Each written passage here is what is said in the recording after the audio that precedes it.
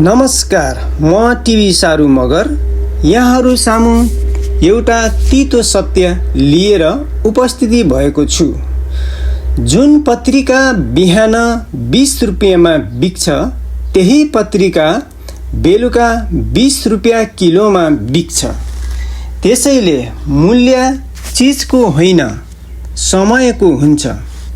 समयले नै साधारणलाई असाधारण बनाउँछ र समयले नै मूल्यवानलाई सामान्य बनाइदिन्छ।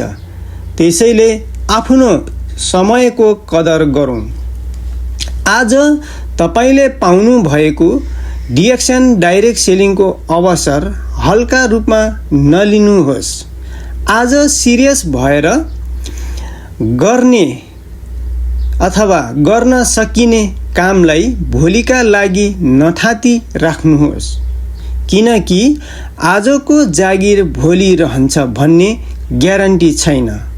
आजको शक्ति, जोश र उमेर पनि सधैँ एउटै रहँदैन।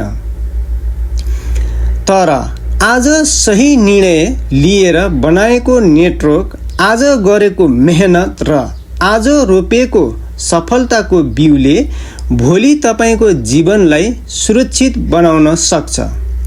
डिएक्सन केवल एउटा व्यवसाय होइन, यो हाम्रो भविष्यको सुरक्षा, आर्थिक स्वतन्त्रता र बुढेसकालको सहारा बन्न सक्ने अवसर हो। त्यसैले अवसरलाई चिन्नुहोस्, समयको मूल्य बुझ्नुहोस् र आजैदेखि डिएक्सनलाई सिरियस रूपमा अगाडि बढाउनुहोस्। समय बितेपछि अवसर खोज्नुभन्दा अवसर हुँदा समय लगानी गर्नु नै बुद्धिमानी मानिन्छ। धन्यवाद। यहाँहरूको दिन शुभ रहोस्।